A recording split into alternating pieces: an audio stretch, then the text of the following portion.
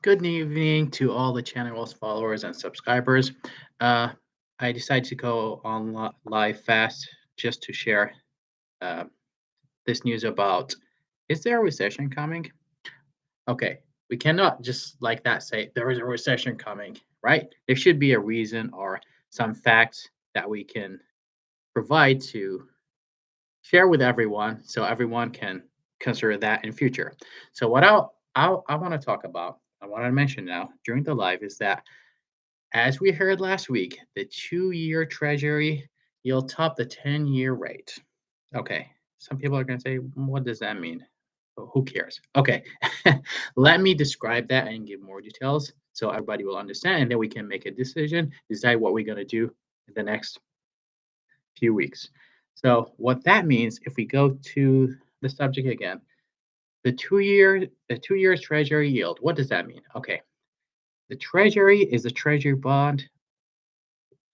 That's like the bonds that get sold by the United States government. Okay. And the yield is the interest. What happened last year was something that doesn't always happen.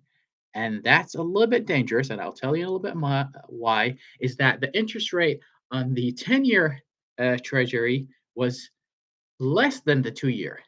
So, and that's something I'm going to tell you why now that's not a good idea. So let me explain why that's happening and then what that might cause. Why is that happening? Is because some investors who invest in the stock market took their money out of the stock market or any other investment and decided to invest their money in the U.S. Treasury bonds because it's safe, right? And because people start buying and buying and buying and buying those bonds, what happened to the bond price?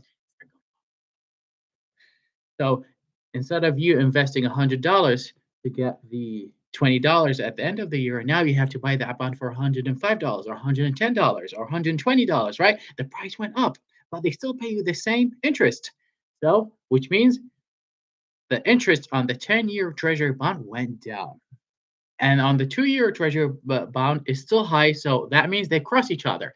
And that's the dangerous point. Why is it dangerous? And why I've been repeating that for I don't know how many times so far is if you go back since 1955, every market crash, or 55 or 78, sorry, every market crash that happened before, you'll see what happened now happened about 6 months or 2 years before that recession.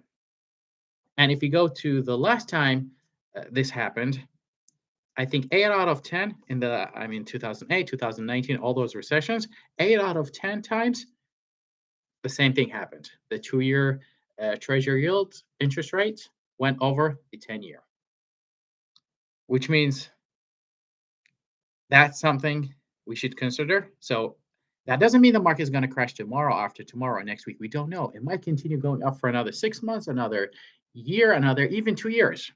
The chances for that to happen is like for the next um, for the next year, there's a chance about 68% there is a market crash might happen.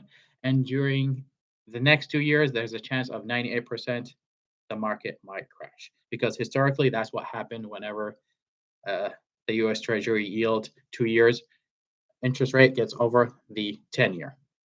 So I hope you all consider that. So in future, if the stock market continues going up, it might be a good opportunity to sell some of your stock and hold cash and wait for that beautiful crash if it happens, because we don't know. We cannot guarantee. That's just sharing info with each other.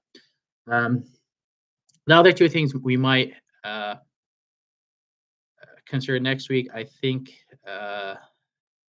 the on the 12th, April 12th, that's going to be tomorrow, I think, tomorrow after tomorrow.